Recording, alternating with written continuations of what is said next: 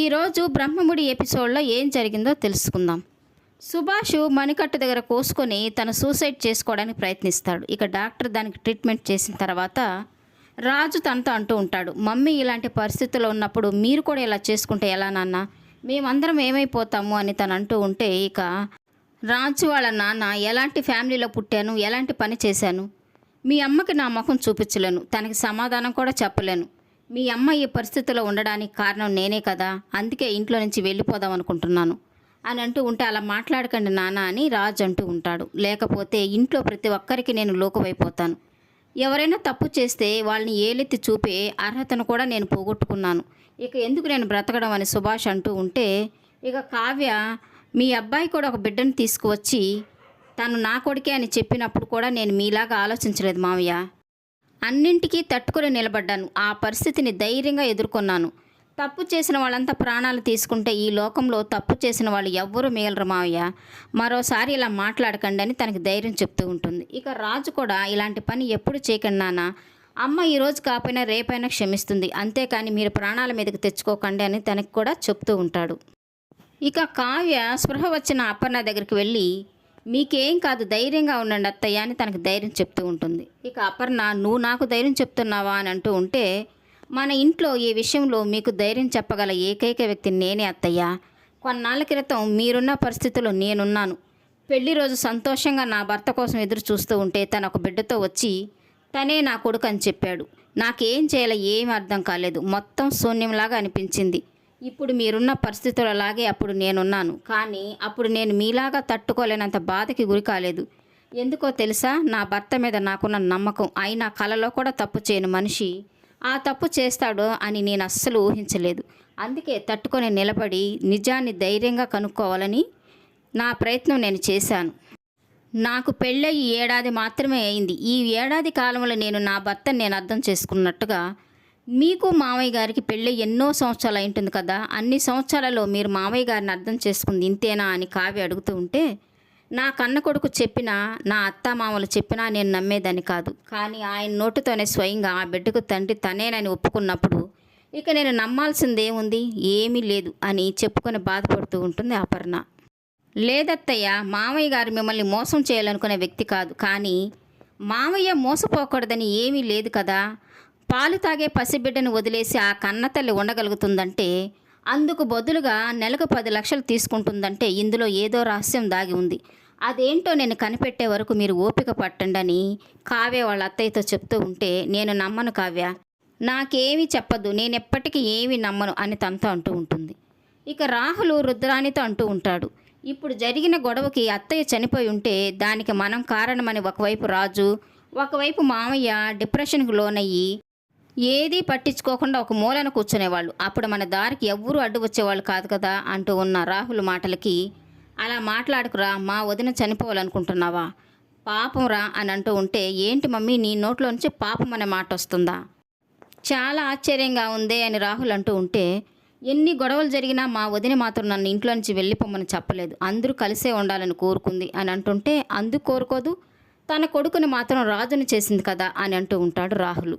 అది నిజమే, కాకపోతే మా వదిన చాలా మంచిది, ఇటు చూస్తే మా అన్నయ్య ఒట్టి మాలోకం, మా వదిన దూరం అయితే అస్సలు తట్టుకోలేడు. సరేలే ఏం చేద్దాం, కన్న కొడుకు భవిష్యత్తు కంటే నాకు ఏది ముఖ్యం కాదులే, ఒక మంచి సమయం చూసి మా వదిని పైకి సాగనంపేద్దాం అని అంటుంటే, ఇక రాహుల్ హార్ట్ అటాక్ వచ్చినా చనిపోయినప్పుడు ఇప్పుడెలా చనిపోతుంది అని అడుగుతూ ఉంటాడు.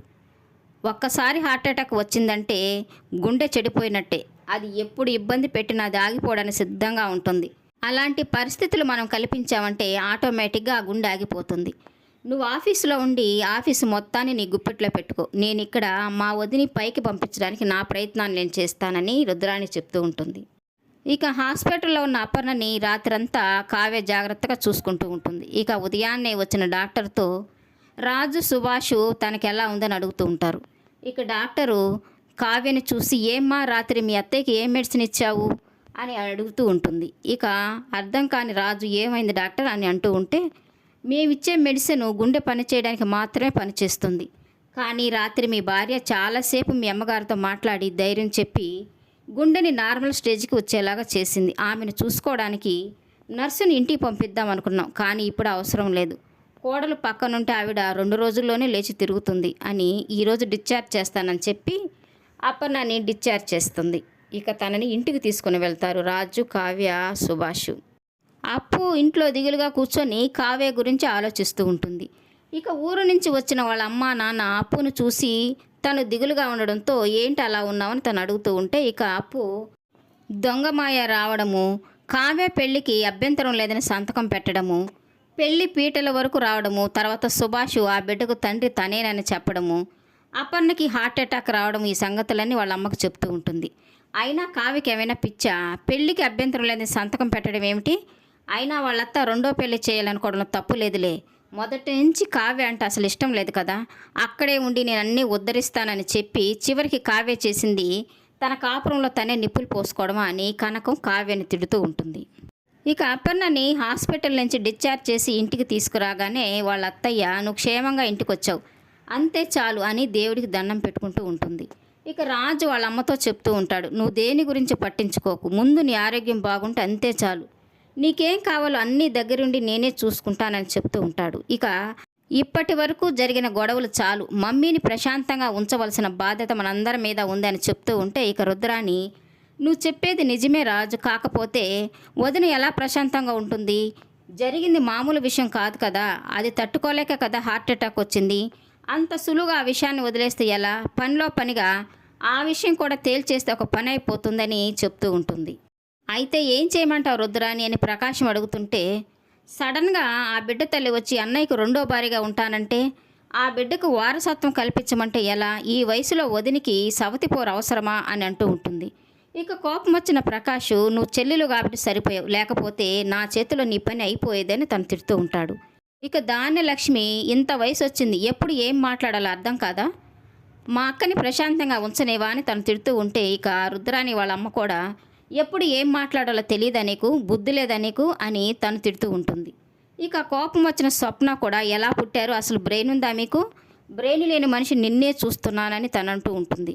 ఇక రాజు అయితే కళ్యాణ్తో ఏ కాశీకో రామేశ్వరానికో ఒక టికెట్ బుక్ చేయని తను చెప్తూ ఉంటే ఇక కళ్యాణ్ ఎవరి కోసం అంటుంటే ఎవరి కోసం ఎందుకు? రుద్రాని అత్తయ్యకి కనీసం ఒక 3 నెలలైనా ఇంటికి రాకుండా పుణ్యక్షేత్రాలు తిరిగి కోనేట్లో మునుగుతుంటే బుద్ధి జ్ఞానం దేవుడు ప్రసాదిస్తాడని రాజు చెప్తూ ఉంటే ఇక కళ్యాణ్ అయితే ఎందుకు, అవుట్స్కట్స్లో మనకు ఒక ఇల్లుంది కదా, అక్కడ వదిలేస్తే సరిపోతుంది, అక్కడ పని వాళ్ళు ఉండరు, పాములు గట్టు తిరుగుతుంటాయి, వాచ్మెన్ ఉండడు అని తనంటూ ఉంటాడు. ఇక స్వప్న అయితే మరేం పర్వాలేదు, మా అత్తయ్యకి అన్ని పనులు వచ్చు, ఇక్కడ ఉంచి మీరు దున్నపోతుని మేపుతున్నట్టుగా మేపుతుంటే తిని కూర్చొని తెగ బలిసిపోతుంది, అక్కడైతే తన పనులు తను చేసుకుంటుంది, వాచ్మెన్గా పని పాట లేని రాహుల్ ఉన్నాడు కదా తను ఉంటాడులే అని తను చెప్తూ ఉంటే ఈ ఇంటి ఆడపడుచువని మర్యాదగా వెళ్ళిపోమని చెప్తున్నా, మా వదిన కోలుకునేదాకా ఈ చుట్టుపక్కల నువ్వు అసలు ఉండకూడదు అని ప్రకాశం అంటుంటే ఇక రుద్రాని నేనన్న దాంట్లో తప్పే ఉంది, తప్పు చేసింది అన్నయ్య అయితే అందరూ కలిసి నన్ను తిడుతున్నారు అని అంటూ ఉంటుంది. ఇక రేపటి ఎపిసోడ్లో కావ్య వాళ్ళ ఇంటికి వాళ్ళ అమ్మా నాన్న వచ్చి అపర్ణని పలకరిస్తూ ఉంటారు. ఇక అంతలో అక్కడికి వచ్చిన కావ్యని చూసి మీ పుట్టింటి వాళ్ళ ఇంటికి వస్తే పలకరించడం తెలీదా అని అపర్ణ కావ్యని అరుస్తూ ఉంటుంది. ఇక ఇంటికి పూజ చేయడానికి వచ్చిన పంతులు గారితో పూజ చేయడానికి ఎంత సమయం పడుతుందని తను అడుగుతూ ఉంటే గంట పడుతుందని తను చెప్తూ ఉంటాడు. అంతసేపు నేను కూర్చోలేనని తను చెప్తుంటే ఇక పంతులు గారు మీరు చేయలేకపోతే మీ భర్తని ఈ పూజలో కూర్చోబెట్టండి అని తను చెప్తూ ఉంటే ఇక అపర్ణ ఈ పూజలో నా కొడుకు కోడలు కూర్చుంటారని పంతులతో చెప్తూ ఉంటుంది. తనలో వచ్చిన మార్పుకి కావ్య రాజుతో పాటు కనకం ఇంట్లో వాళ్ళంతా ఆశ్చర్యంగా అపర్ణని చూస్తూ ఉంటారు. ఈ వీడియో నచ్చినట్లయితే లైక్ చేయండి, సబ్స్క్రైబ్ చేయండి. ఈ సీరియల్పై మీ అభిప్రాయాన్ని కామెంట్ సెక్షన్లో మెన్షన్ చేయండి. Thank you for watching.